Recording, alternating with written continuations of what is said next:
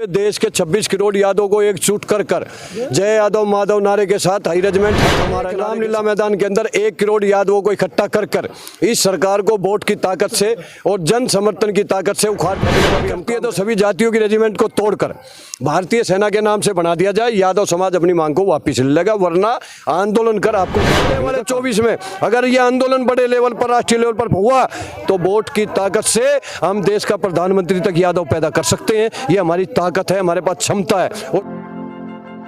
नमस्कार, इस वक्त हम जंतर मंतर दिल्ली में मौजूद है। जिस प्रकार से आप देख रहे हैं कई वर्षों से लंबे समय से कोने कोने में अहिर रेजिमेंट की मांग गूंज रही है और आज ये गूंजती हुई आवाज़ दिल्ली के देश के मुखिया बैठे हुए हैं उनके बगल तक पहुंची और आज जंतर मंतर में यहाँ लोग जुटे। तो सर, सबसे पहले स्वागत है। क्या नाम है आपका? मेरा नाम विजेंद्र यादव है। मैं अखिल भारतीय यदुवंशी महासभा का राष्ट्रीय अध्यक्ष और आज हमारी 1 वर्षों पुरानी मांग है सेना में हाई रेजिमेंट की, क्योंकि यादव समाज का एक बहुत बड़ा गौरवमय इतिहास रहा है। शहादत और बलिदान से भरा हुआ है। सबसे ज़्यादा शहादत और बलिदान आज़ादी से पहले और आज़ादी के बाद हमारे वीरों ने दी है। अखिल भारतीय यदुवंशी महासभा की तरफ से 20वीं बार संसद का घेराव किया जा रहा है और आज इस संसद घेराव में यादव समाज की 1 वर्षों पुरानी मांग है कि हमारा शौर्य और पराक्रम, शहादत और बलिदान से भरा हुआ इतिहास है और भारतीय सेना के अंदर अन्य जातियों की जैसे रेजिमेंट बनी हुई है, सिख, जाट, राजपूत, गोरखा, मराठा। तो हमारी वर्षों पुरानी मांग है कि हमारे बलिदान शहादत को देखते हुए हाई रेजिमेंट का गठन किया जाए, हमें सम्मान दिया जाए। अगर हाई रेजिमेंट का गठन ये सरकार नहीं करती है तो हमने ज्ञापन के माध्यम से उनको एक अल्टीमेट दिया है कि आने वाले 2000 लोकसभा 24 के चुनाव से पहले यादव समाज एक रथ यात्रा के माध्यम से गुजरात से शुरू करेगा और पूरे देश के 26 करोड़ यादव को एकजुट कर जय यादव माधव नारे के साथ हाई रेजिमेंट हक हमारा नारे के साथ एक रामलीला मैदान के अंदर 1 करोड़ यादवों को इकट्ठा कर इस सरकार को वोट की ताकत से और जन समर्थन की ताकत से उखाड़ फेंकने का भी हम काम करेंगे। इसलिए जल्द से जल्द आज संसद घेराव के माध्यम से रक्षा मंत्री और प्रधानमंत्री से अखिल भारतीय यदुवंशी महासभा की मांग है कि जल्द से जल्द हाई रेजिमेंट का गठन करा जाए। अगर नहीं करती है तो सभी जातियों की रेजिमेंट को तोड़कर भारतीय सेना के नाम से बना दिया जाए। यादव समाज अपनी मांग को वापिस ले लेगा, वरना आंदोलन कर आपको उखाड़ फेंकने का काम करेगा। ये आज देखिए, ये बहुत सालों से चल रही है मांग और अब ये कामयाबी की तरफ है। क्यों कामयाबी की तरफ है? हाई रेजिमेंट का गठन होगा संसद से और आज 25 सांसद संसद में उठा चुके हैं इसको। राज्यसभा में 8 सांसदों ने उठाया है और 1 साल से खेड़ की डोला हरियाणा में आंदोलन चल रहा है। 26 फरवरी को भोपाल के अंदर 30 से 40 हज़ार यादव इकट्ठे हो रहे हैं और अखिल भारतीय यदुवंशी महासभा लगातार घेराव कर प्रदर्शन कर जन जागरण अभियान रथ यात्रा के माध्यम से पूरे देश में यादव को जगा रही है।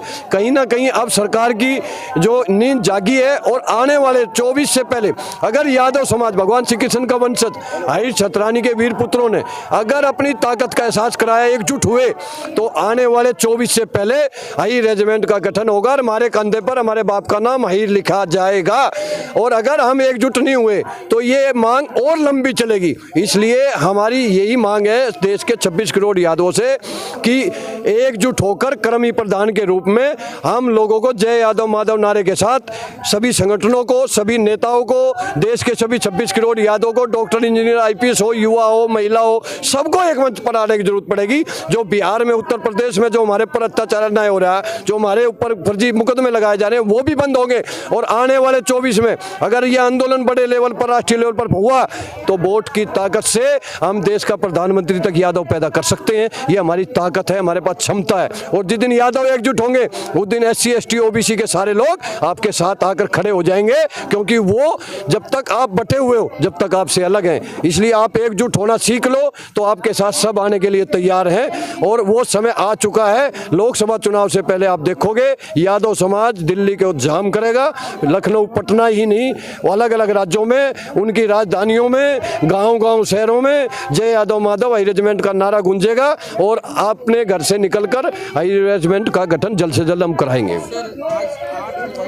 आपने कहा सांसद आवाज उठाए हैं संसद में, जिसके बावजूद सरकार ने कोई अंग इस तरह से, कोई जो मतलब सम्मानित लोग हैं वो आज तक इस पर कोई प्रतिक्रिया नहीं। देखिए, उसका एक ही कारण है कि अभी हमारी जो ताकत है ना आंदोलन के अंदर संख्या की, उसकी कमी रही है और जितने भी आंदोलन हो रहे हैं अलग अलग ग्रुप कर रहे हैं। इसलिए मैं कहना चाहता हूं कि अगर सब लोग एकजुट होकर अगर ताकत के साथ यहाँ पर हम इकट्ठे होकर एक राष्ट्रव्यापी आंदोलन करेंगे तो हर आंदोलन से सत्ता भी पैदा होती है, एमएलए एमपी भी पैदा होते हैं, और खाली रेजिमेंट ही नहीं है, उससे समाज को बहुत कुछ मिलेगा। समाज शिक्षित होगा, एकजुट होगा, और एकजुट होगा तो वोट की ताकत एक होगी तो हम सत्ता की तरफ भी चलेंगे। इसलिए आने वाला समय यादव समाज का है, और यादव समाज कहीं ना कहीं युवा जागरूक हो रहे हैं। इसीलिए पूरे देश में जो हाई रेजिमेंट की बात पहले कोई नहीं करता था, आज हर प्रदेश के अंदर हाई रेजिमेंट की मांग उठ रही है। तो उसका यही रीजन है कि जागरूक हो रहे हैं यादव समाज के लोग।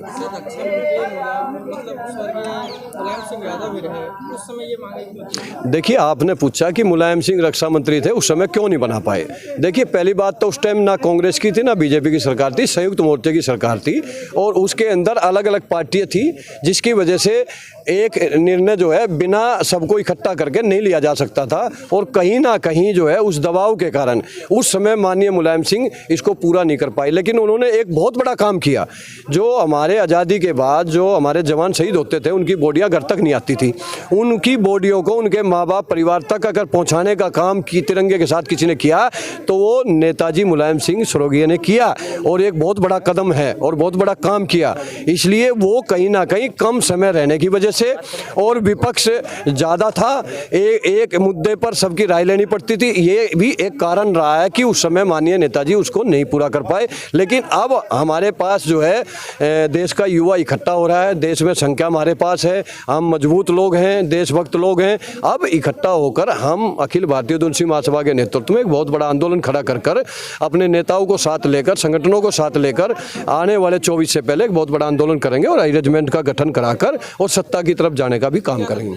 देखिए, सत्ता जो है ना, चाहे कांग्रेस की रही, जो बीजेपी की, वो हमेशा यादव समाज के खिलाफ रही है।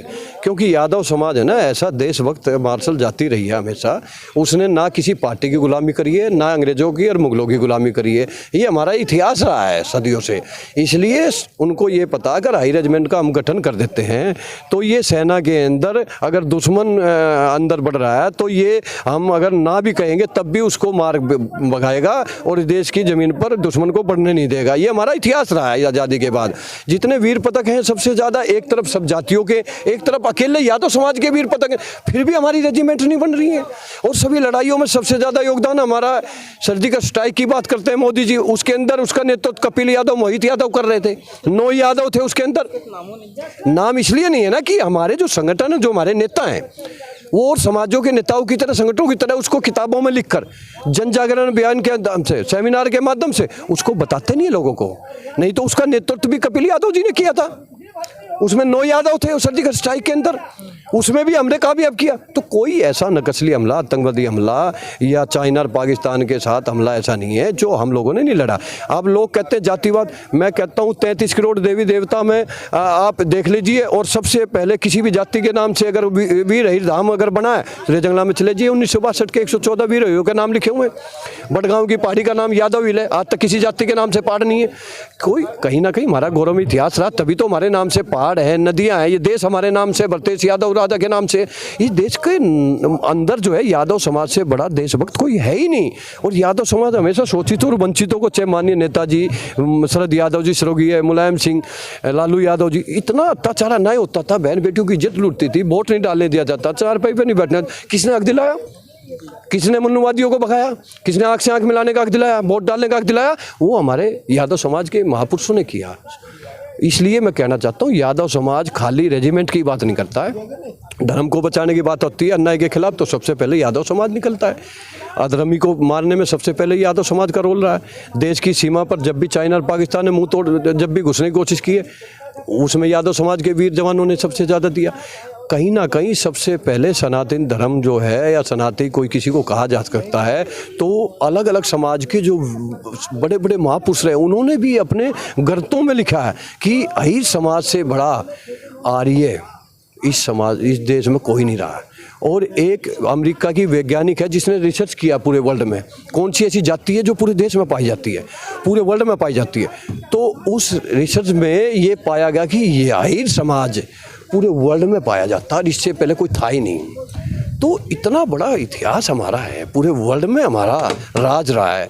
पूरे वर्ल्ड जो भगवान श्री कृष्ण को पूछता, राम को तो उत्तर भारत के बाहर कोई जानता नहीं, और कृष्ण को पूरा भगवान, पूरा वर्ल्ड पूछता है। इसलिए क्योंकि यादव समाज भी पूरे वर्ल्ड में था।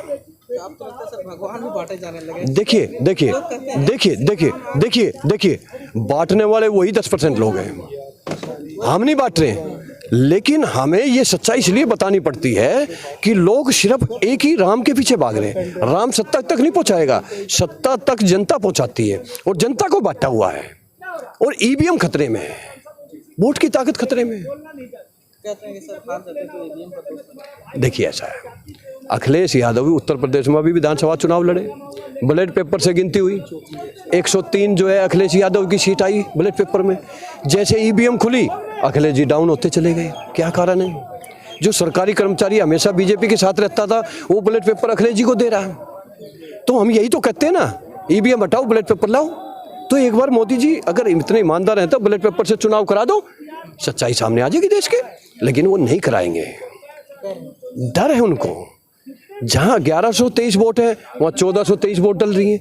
कैसे डल रहा है? गुजरात के अंदर 5 बजे तक जितनी वोटें डली, आध घंटे के अंदर 17 लाख वोट डल गई। 1 मिनट में एक वोट डलती है, तो आध घंटे में 17 लाख वोट कैसे डल गई? बहुत बड़ा घपला है। लेकिन कई राज्यों को ये इसलिए छोड़ रहे हैं कि वहाँ ये सत्ता में नहीं थे। पंजाब के अंदर हुआ। इनका मकसद है कांग्रेस से भारत को भगाना और विपक्ष को फर्जी मुकदमे लगा कर उनको जेल में डालना और केजरीवाल को विपक्ष का नेता बनाकर 2 लाला और 2 उद्योगपति चारों इकट्ठे होकर सबको खत्म करने का षड्यंत्र रचा जा रहा है। ये दोनों एक है, 2 लाला उद्योगपति हैं, 2 लाला, एक सीएम और एक पीएम। बहुत बड़ा षड्यंत्र रचा जा रहा है।